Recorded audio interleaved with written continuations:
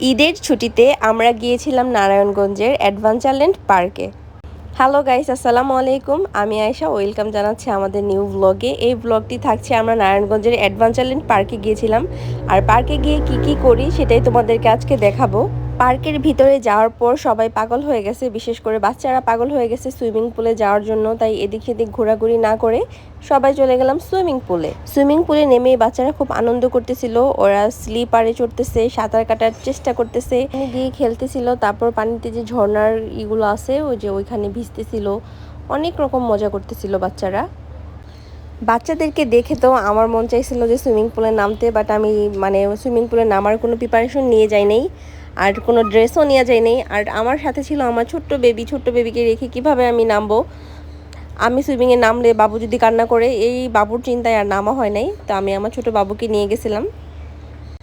আমার ভাসুর আয়াতকে নিয়ে একটু খেলা করছে, আয়াতকে একটু এন্টারটেনমেন্ট দিতেছে পানির মধ্যে, ওকে টানতেছে, দুষ্টুমি করতেছে। আরাফ আর আরশ পানিতে দুষ্টুমি করতেছে। আরশ আইসা কি করলো, আরাফকে চুপ দিল। আরাফ কি আর তাকে ছেড়ে দিও? আরাফ যখন চান্স পাইছে আরাফও ইচ্ছা মতো চুবাই দিছে। যে কোনো পার্কে গেলেই সবচাইতে মজার জায়গাটাই হচ্ছে সুইমিং পুল। সুইমিং পুল না গেলে আসলে পার্কে যেয়ে কোনো মজাই নেই। তো পার্কের মধ্যে সবচাইতে মজা লাগে সুইমিং করতে, দুষ্টামি করতে। আসলে আমরা তো শহরে থাকি, আর শহরে তো পুকুর নাই। তো সুইমিং পুলে গেলেই বাচ্চারা একটু দুষ্টামি করতে পারে, আমরাও একটু মজা করতে পারি। তো ওই দিন আমার খুব খারাপ লাগছিল, কেন যে সুইমিং কস্টিউম নিয়ে গেলাম না। হঠাৎ এই দুইটাই আবার দৌড়াইতেছে কেন বুঝতেছি না। আমাদের বাড়ির সব গার্লসরা পানিতে নেমেছিল আর খুব মজা করতেছিল। আমাকে সবাই বলছিল পানিতে নামতে, ওদের সাথে গোসল করতে, বাট আমি নামি নেই। আসলে পানিতে নামতে আমার খুব মন চাচ্ছিল, একদম মনটা ছুটে পড়ছিল যে সবার সাথে একটু মজা করি। বাট আমার 8 মাসের ছোট বাচ্চা, ওর জন্যই নামি নাই। আমি যদি পানিতে নামি তারপর বাচ্চাকে কে দেখবে, তো এই চিন্তায় পানিতে নামি নাই। বাট আমাকে সবাই বলছিল।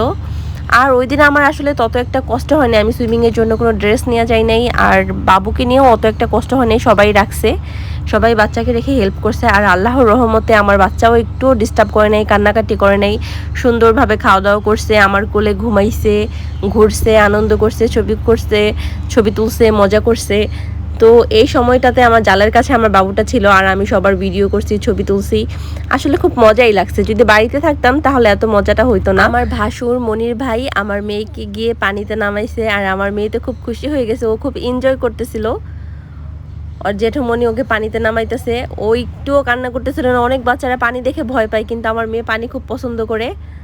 আর এই তো আমার ভাসুর আর জাল, তারা আমার মেয়েকে নিয়ে একটু বসেছিল, তাদের আমি একটু ভিডিও শ্যুট নিলাম। আমার টুনটুনি পাখিটা, আমার কলিজাটা। ভাইয়া বাবুর সাথে একটু খেলা করছিল, আর বাবু হাসছিল। আমার একটা দুষ্টু পাখি, এই পাখিটা আমাকে একটুও জ্বালায় নেই। কত যে ভয় পাইছিলাম ওকে নিয়ে যাইতে। আরাফকে আমি বলছিলাম যে আরাফ তুমি উঠে চলে আসো, অনেকক্ষণ হয়েছে তুমি গোসল করতেছো, তোমার ঠান্ডা লেগে যাবে। বাট আমার কথা শুনতেছিলই না, আমাকে দেখা দিচ্ছিল আম্মু দেখো আমি সাঁতার শিখে গেছি, দেখো আমি কিভাবে সাঁতার কাটি, কিভাবে আমি ডুব দিই। আসলে সাঁতারের কিছুই বোঝে না, আর কিছুই পারে না, একদিনে কি আর সাঁতার শেখা যায়। তো ও অনেক আনন্দ করতেছিল, তাই আমার কাছ থেকে আরেকটু সময় চাইলো, বললো আম্মু আমি আরেকটু গোসল করি। তারপর ড্রিম হলিডে পার্কে সুইমিং পুলে গিয়ে অনেক বড় একটা দুর্ঘটনা ঘটে যায়। ওর থুতনির নিচে কেটে যায়। তো তখন আর আমাদের পার্কের আনন্দটাই একদম নষ্ট হয়ে গেছে। তো ওকে মেডিকেলে নিয়ে সেলাই টেলাই করে আনতে হয়, এই জন্য ভয় পাচ্ছিলাম আল্লাহ এবার যাতে কোনো বিপদ না হয়। আমি তো নামতেই দিতে চাইতেছিলাম না, ও বলছে ও সাবধানে থাকবে, সাবধানে উঠবে নামবে, তাই একটু দিছিলাম। আমার ননদ বাবুর সাথে ছবি তুলবে বলে বাবুকে নিয়ে একদম ওকে ভিজাই ফেলছে, তারপর তো ওকে দিতেই চাচ্ছিল না। আমি চিল্লাচিল্লি করে বাবুকে ফেরত নিলাম। সবার সুইমিংয়ে গোসল করা শেষ, তারপর আমরা চলে আসলাম খাওয়া দাওয়া করার জন্য। তো পার্কেরই একটা বিল্ডিং আছে, ওইটা দোতলায় আমরা সবাই গিয়ে বসলাম আর সবাই খাওয়া দাওয়া করলাম। তো ওই দিন আমাদের খাবার ছিল কাচ্চি বিরিয়ানি, কাচ্চি ভাই থেকে অর্ডার করা হয়েছিল। তো সবার জন্য একটা একটা করে অর্ডার করা হয়েছিল। আর আমার মেয়েকে টেবিলের উপরে বসাইছিলাম, আমার মেয়ের শশা খুব পছন্দ, ওর হাতে একটা শশা ধরাই দিয়ে আমরা কাচ্চি বিরিয়ানিটা খেলাম। মাশাআল্লাহ আমার বাবুটা একদম জ্বালায় নেই আল্লাহর রহমতে। তারপর খাওয়া দাওয়ার পর একটু রেস্ট নিয়ে সবাই চলে গেলাম বাইরে। আর বাইরে যাওয়ার পর সবাই এই রাইডটাতে উঠবে, আমার ছোট বাচ্চা, তাই আমি উঠি নেই। যদিও আমাকে অনেকেই বলছে বাবুকে রাখবে উঠতে, কিন্তু না, আমার ভয় লাগতেছিল, তাই আমি উঠি নাই। আর এই রাইডে উঠা তো এক একজনের অবস্থা পুরো খারাপ হয়ে গেছে, মানে বমি কেউ কেউ বমি করছে, আবার মানে কারো কারো মাথা ঘুরাইছে, অনেকের অবস্থা অনেক খারাপ হয়ে গেছে। আর অনেক বাচ্চারা ভয়ও পাইছে, আল্লাহ বাঁচাইছে, আমি উঠি নেই। ছেলের অনেক রিকোয়েস্টে আমি এই রাইডে উঠি, আর ছেলে বলছে যে এই রাইডে উঠলে কোনো সমস্যা হবে না, এটাতে অত মাথা টাথা ঘুরায় না বা অত ভয়ের কিছু নাই, তাই উঠলাম আর কি। আমাদের ফ্যামিলি মেম্বারের প্রায় সবাই এই রাইডে উঠছে। এই রাইডটাতে আসলে তত একটা ভয় লাগে না, কিন্তু উপর দিকে উঠলে তখন একটু ভয় লাগে নামার সময়।